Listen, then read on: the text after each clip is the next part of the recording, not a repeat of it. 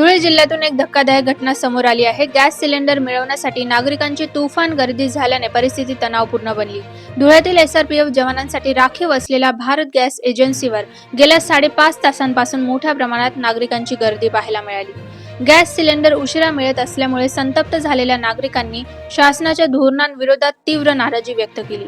दरम्यान गॅस मिळवण्यासाठी एका पोलीस कर्मचाऱ्याने एजन्सीमध्ये प्रवेश करण्याचाही प्रयत्न केला। यावरून जमाव आक्रमक झाला आणि त्या पोलीस कर्मचाऱ्याला मारहाण करण्यात आल्याची घटना घडली। या प्रकारामुळे काही काळ परिसरात तणावपूर्ण वातावरण निर्माण झाले। परिस्थिती नियंत्रणात आणण्यासाठी तात्काळ पोलीस बंदोबस्त तैनात करण्यात आला। त्यानंतर पोलिसांच्या उपस्थितीत नागरिकांना गॅस सिलेंडरचे वितरण करण्यात आले। आखाती देशांमध्ये सुरू असलेल्या युद्धाच्या पार्श्वभूमीवर गॅस बुकिंग नंतर तब्बल 25 दिवसांनी सिलेंडर मिळणार असल्याची घोषणा शासनाकडून करण्यात आल्याने नागरिकांमध्ये मोठा असंतोष निर्माण झाल्याचंही दिसून येत आहे। धुळ्यातून प्रफुल्ल माने यांचा हा खास रिपोर्ट। प्रकार तुमच्या समोर झालेला होता, कसा काय प्रकार? सकाळी 7:30-8 वाजेपासून इथं लाईन लावून उभं होतो आणि गॅसची गाडी इथंच उभी होती, म्हणून आम्हाला वाटलं इथं वाटप होईल, त्याप्रमाणे आम्ही लाईनमध्ये मध्ये घुसत चाललो।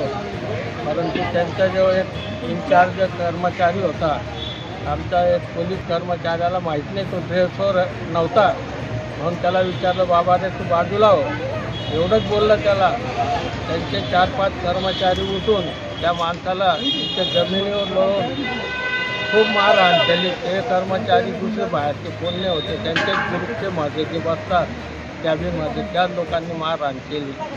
नंतर आम्हाला परत नंबर लावले आणि पावत्या फाडल्यानंतर सांगतं की आता घरी जा, आणि त्या कर्मचाऱ्याला इतकी मोठी दुखापत केली या लोकांनी, यांच्यावर चांगली मोठी कारवाई व्हायला पाहिजे अशी आमची विनंती आहे सगळ्यांना।